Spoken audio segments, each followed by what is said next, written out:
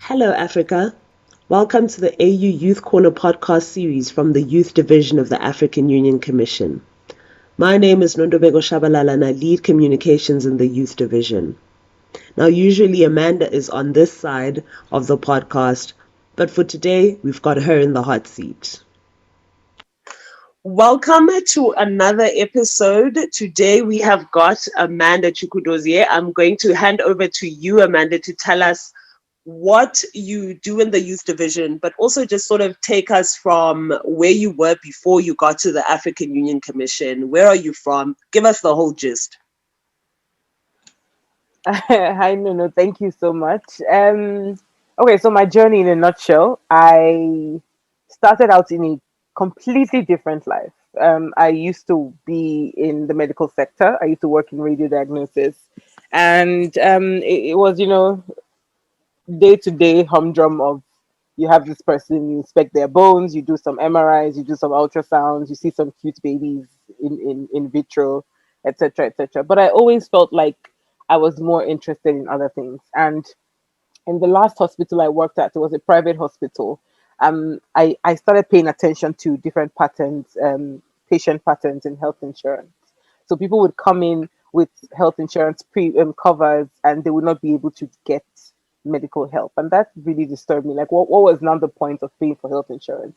And then I did some deeper digging, and I started learning about the way our health insurance system was set up, which was very unfair and reinforcing the inequalities that insurance is supposed to help you bridge. So this really made me start thinking about systems, about policies, and it really. I think it was the first time I was really confronted with how important all that high level jargonistic stuff is to the day-to-day life of people. I will not go into details, but I once had a patient who had to lose his leg because he didn't have insurance for treatment when he came to the hospital. And I think that really, it stayed with me for a long time. So I went and I got a master's degree in public health. And when I returned to my country, the age-old problem of being qualified and not really having anything to do. And so I started volunteering at an NGO, and I started working there at an NGO that was looking after youth empowerment. So we used to do knowledge for young people around the demographic dividend. And I had research skills and experience. So I was doing research and knowledge, but also doing some trainings around entrepreneurship. And that's how I got into the space. And it was quite timely because I found out that the next year was the year of demographic dividend at the African Union. I applied to an internship. I got the internship, came to the youth division, and I can only assume that somebody somewhere liked what I was doing. That quickly translated into a position, and I've been working in the youth division ever since. So in the youth division, I first of all came in and started, believe it or not, my first my first project was actually a comms campaign around framing the demographic dividend for young people. So I have worked in comms in the youth division. I've also worked in knowledge management. So in 2018, I supervised and coordinated the African Young Researchers Program, and we developed the Status of Youth report, which was the first of its kind at the EU for young people. And ever since 2019, I've been working on youth engagement up until now. So that's really my journey. And specifically in the youth division, specifically in the youth division, youth engagement is basically we call it the MOCA framework. So we love our frameworks, especially in youth engagement. We have about 3 or 4 different frameworks we work with, and the easiest one, I think it will be easy for people to remember, is the MOCA framework. So we mobilize young people, we orientate young people with trainings, we host conversations for young people to talk to each other, but also speak to power. And we support activation of young people for them to do things in their community. So that's what we do in a nutshell for youth engagement. My goodness, Amanda. So you little known fact, when I refer to you in conversations you're not a part of, I call you the matron saint of the slash generation, because what do you even mean? Medical diagnosis, comms, and now youth engagement. Every single time landing on your feet. I think that's a very comprehensive and interesting overview. I have a question for you. I hear you talk about the importance of systems, the importance of policies, and how that trickles down to have impact on actual people. Would you say just in describing yourself and your professional journey so far, would you say you're more a big picture person or you're more focused on processes? Oh, absolutely, big picture. I think I interviewed one of our colleagues in this series before, and he really hit the nail on the head when he said, "I solve problems," and I really identify with that. I often say to people that I don't have any particular specialty, and I don't have anything that I would say thematically is my passion. I have one passion and one passion only, which is which is basically solving problems for people. That's my only passion. I want to be able to come into somewhere and things are not really articulating or working out as they must. And I love the thrill of understanding where did things go wrong? What are the 2, 3 things we need to put in place and how can we do that? That's what I want to do. And that's why it has been easy for me, or not really easy, but it's been possible for me to go in different roles, even just within the youth division, and try to put things in place in each of them. And I like to think I've left some sort of legacy in each one that I've done so far. So that's very interesting. I mean, I hear you talk about your passion is solving problems, and being someone who works with you day to day, I can 100% attest to that. I'm curious Oh, that though, is so nice. how do you find, do you think basically having that as your guiding principle and looking at the portfolio of your work, and I'm really talking just numbers at this point, looking Mm. at how many young people there are on the continent, do you ever find that those Hmm. two things are in conflict with one another? Do you find that you and the team that you have are able, as best you can, obviously, to solve problems that speak directly to youth engagement in Africa? I think you've really pressed your finger on the sore on the sorest spot of Yeah. some of the work that we do, and I think it's one of those things that keep us up at night, and one of those demons that collect on your darkest days on the job, Mm, where you feel mm, like as if what you're doing does not really have that much of an impact, just because it's just impossible for you to save everyone, as it were. And I think coming from that mindset where for me, and if there's one thing that public health gave to me, mm, it's seeing things in the big picture, not necessarily the individual issues. yeah. So one of my biggest defects, I would say, is that sometimes I don't see the wins, the smaller wins, because I'm looking at the larger impacts and what that means. But the truth of the matter is that the way we engage, yes, we try to set up systems that cascade and can really reach beyond our reach. But the way we engage, I think it's important sometimes to remember not to discount some of those wins and some of the Mm, strides we've made, which we had not made before, and which was very difficult for us before. We speak a lot about enabling environment, and I think one of the things around making sure that you manage expectations for yourself, especially in youth engagement, is to remember the space we play in. So there's a huge conflict between who we are as the AU and the work we do as the AU and directly engaging young people. And it sounds a type of way, but it's true. The AU is really this lofty organization. I mean, it's as lofty as it gets. That's the continental body. yeah. It's not a local government. It's not an NGO office. That is the continental structure. Hmm. So reaching out to engage young people sometimes can be there can be it can be a bit harmful to your idea of success because of just how much you can do based on who you are and how many young people there are out there to be reached. Absolutely, Amanda. I think I even asked the question because I think it's important for young people to sort of understand that, and listeners really to understand that just because you might not be feeling something immediately and seeing the effects of Yeah. the work going on, it doesn't mean that work isn't taking place, that the bigger picture is still what everybody is striving to get to. And I think you've already sort of spoken to relevance, like why your work is Mm, relevant, work on youth mm, development and so on. mm, I want to ask you a philosophical question, but really it's vanity philosophy, because what is the philosophical approach to youth engagement in the youth division? What would you say guides the programming of youth engagement in the youth division? So our underpinning philosophy is that we want to shift from demanding or activism to action. We often quote Article 26A of the Africa Youth Charter that says young people should be custodians of their own development. That is, young people should take ownership.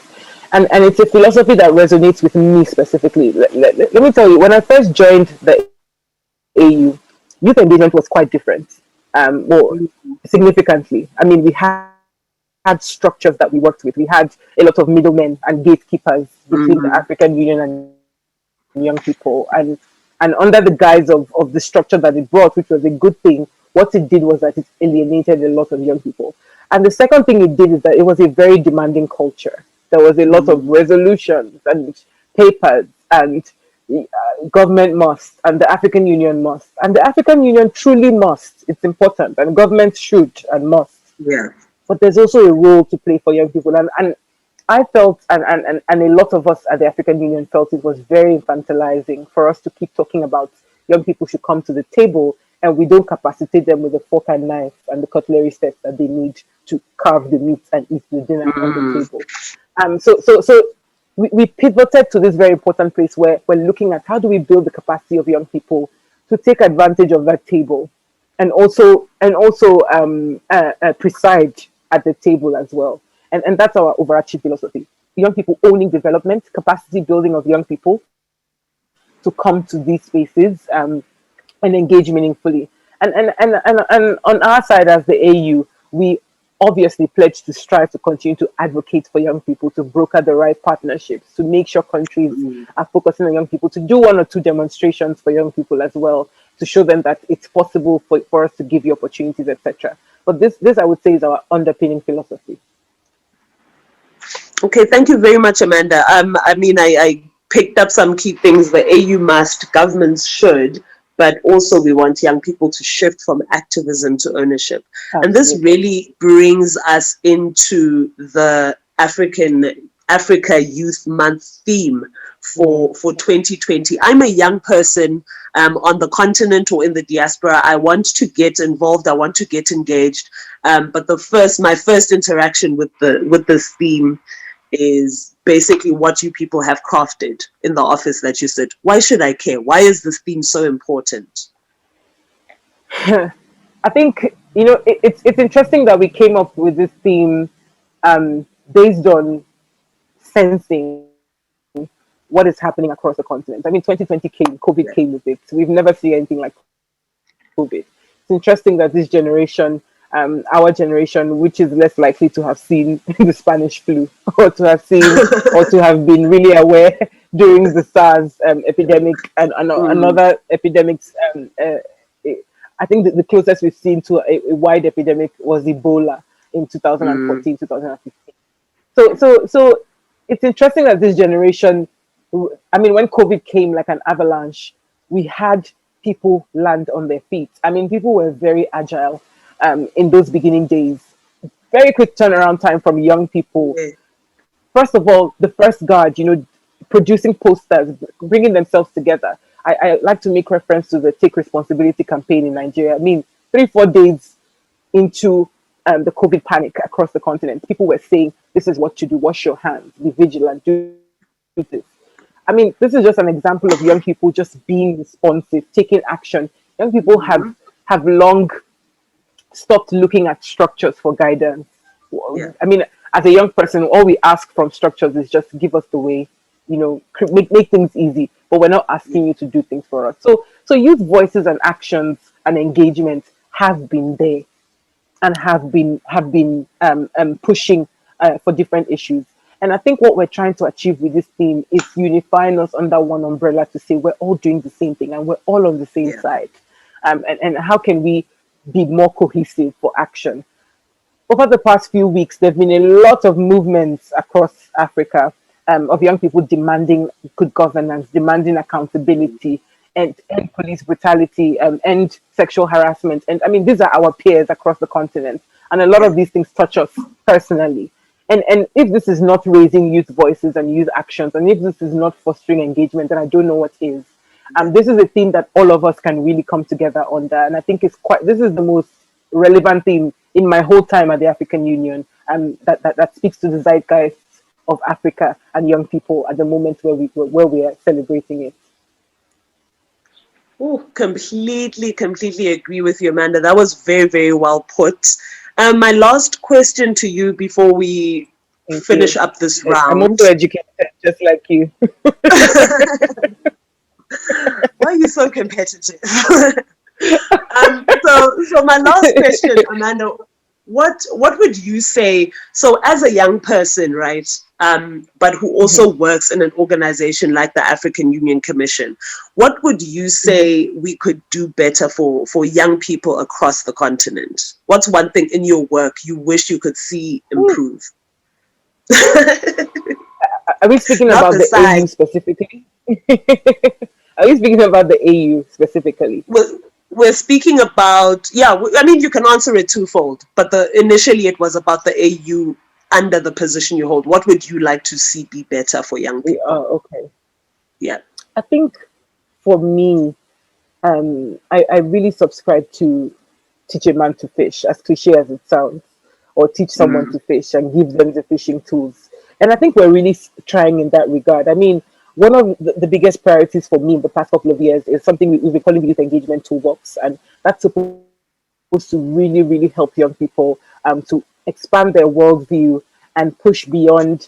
Oh, I'm having this event, or I'm having this activity, and think about it in a wider system. What problem are you trying to solve? Where does this fit? Who are other people like you who are trying to solve these problems? Who are people trying to solve downstream and upstream problems from where you are? How can all of you articulate and make a fist and push even further than just you as one person? I think for me, this is what we need to be giving young people. We need to be situating young people in spaces of power. They need to have some power. Historically, we act like it's handouts. Let's give this and give that and give this small grant here and give it, and all those things are great. But I think there needs to be a lot of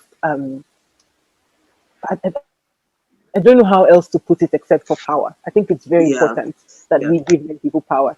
And I think we're really trying in that regard. But of course, young people want much more. And there's one thing around our context and who we are as the AU, but there's also something around listening to the people we claim to serve. And when we say we're serving young people, and young people say to us, we prefer for you guys to do ABC, we've done a lot of surveys. And I can tell you that a lot of our research shows that young people want job opportunities, they want Mm-hmm. financial assistance, and they want some sort of capacity building. Everything else is nice, but these are the major things that young people say they want.